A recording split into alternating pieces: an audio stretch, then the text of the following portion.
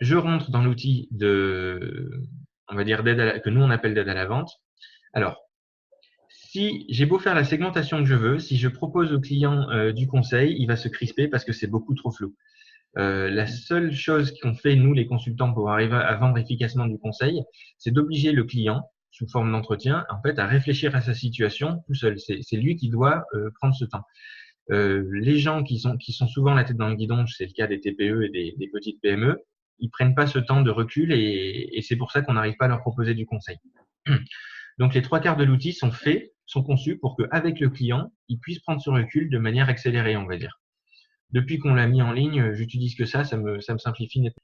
Alors, on a une première phase où on leur demande, tout est rappelé dans les consignes là-haut, où on leur demande simplement est-ce que ces thèmes-là, ces 6 thèmes qui balayent un peu la vie d'un chef d'entreprise ou d'un cadre, est-ce que ça les intéresse? Donc, marketing, administrative gestion, bien-être, vie privée au travail, organisation, etc. C'est une première approche qui a peu d'impact pour les mettre dans la logique de je réfléchis aux différents aspects de ma vie professionnelle. Ensuite, alors en fonction de ce qu'ils ont répondu, on suggère de sélectionner un certain nombre de sous-thèmes.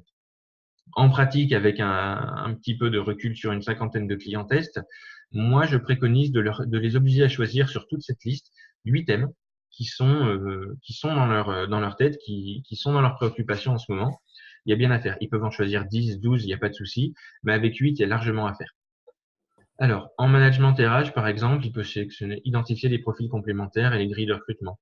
En organisation, je vais mettre anticiper trésorerie, mettre en place un indicateur de suivi. Là, je vais mettre devis, facturation. Voilà, j'en sélectionne quelques-uns. En pratique et surtout sur l'étape suivante, celle-ci, les experts comptables qui le testent. Alors oui, c'est conçu pour les cadres et les collaborateurs. Je dois admettre que par des raisons de sécurité, et tant mieux, les experts comptables le testent d'abord sur quelques clients, on va dire tests et bienveillants dans leur cabinet. Et donc, j'ai accès à leur retour. Et ils nous disent que là, le client, il se parle tout seul. Et il s'oblige à prioriser. Donc, sur les thèmes qu'il a choisis, on l'oblige à se poser la question sur l'impact que ça devrait avoir ou que ça a sur son activité. Et le côté urgence, c'est-à-dire ça peut attendre, il n'y a pas d'urgence, ou alors oui, il y a le feu au lac, ça serait bien qu'on gère les recrutements. Donc là, on va dire ça peut attendre les recrutements.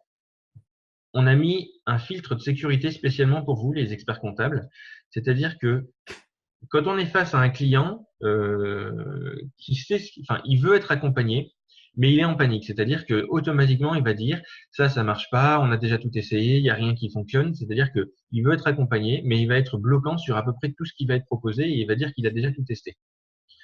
Il y a toujours des thèmes comme ça qui les paniquent un peu.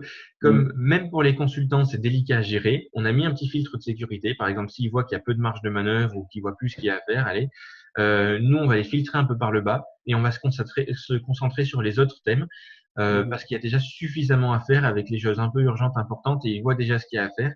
On verra après quand il sera déjà dans la démarche d'accompagnement facilité pour aborder avec lui ces thèmes-là.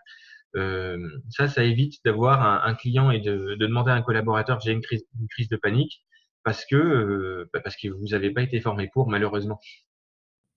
Donc voilà, là il priorise, des fois il revient, il change en disant non, ça serait plus urgent que ça. Et là, ça lui permet de faire le point sur voilà, j'en ai ces deux à fond, sur les thèmes qui lui trottent déjà dans la tête.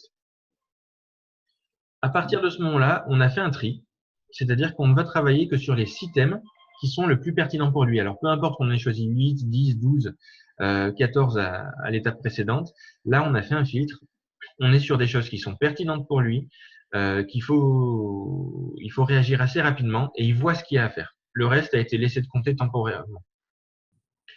Donc pour souffler un peu, sous forme de petites questions, mise en situation un peu jeu de rôle, on va identifier sa sensibilité sur chacun de ces thèmes, c'est-à-dire qu'on va lui poser, alors c'est issu de la théorie du sans casse, hein, on enfonce des portes ouvertes, mais pour chacun des thèmes, on lui pose la question, pour vous l'idéal, ça serait, et puis sous forme de petite forme, on va voir sa sensibilité.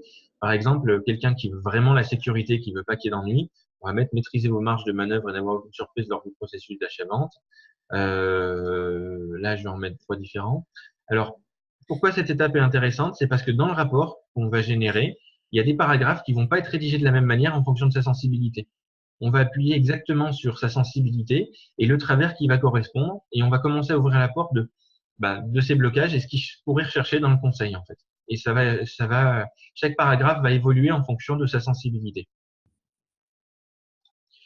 Et enfin, on arrive à la dernière étape et la plus importante, celle où il va tout seul réfléchir à du conseil.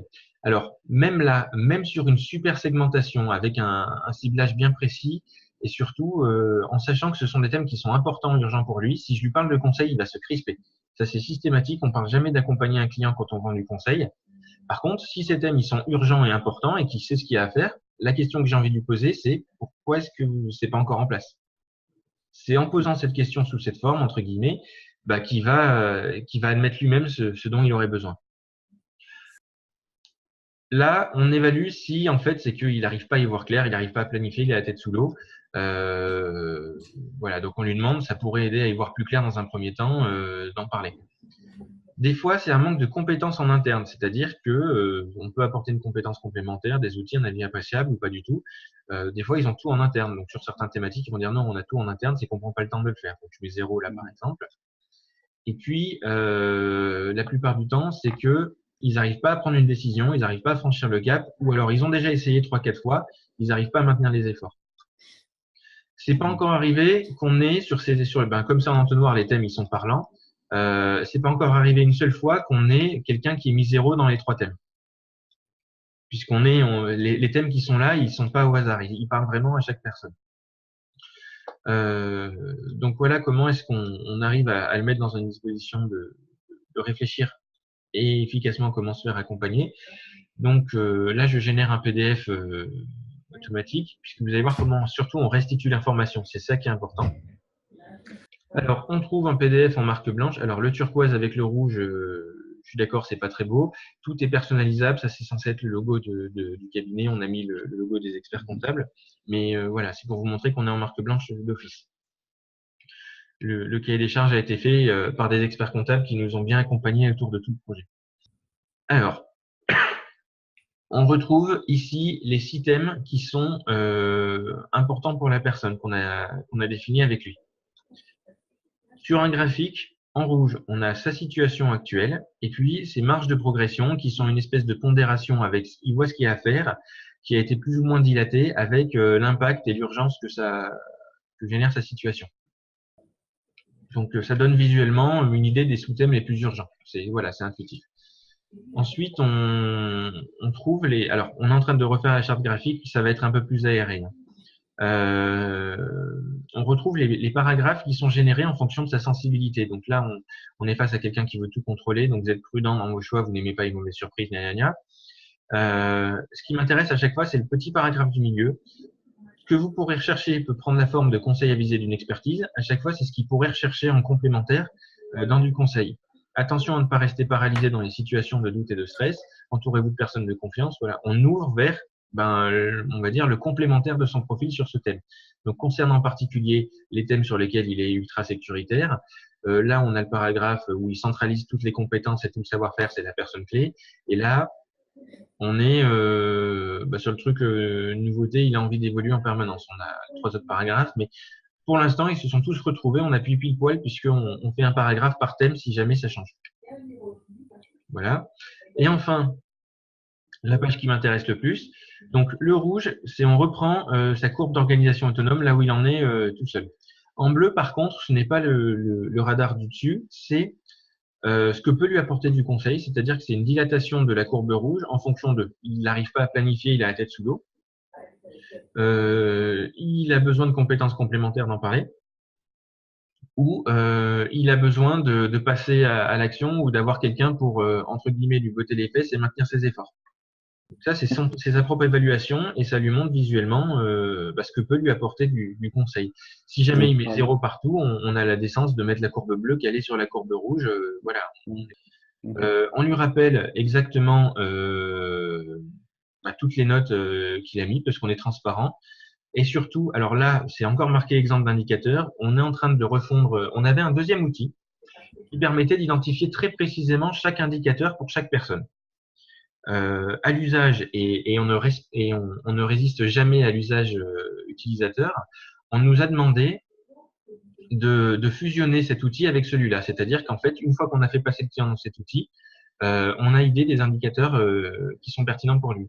Donc, ce qui va se passer, je peux vous en parler parce qu'on s'est déjà bien arrêté, il va y avoir 2 pages additionnelles avec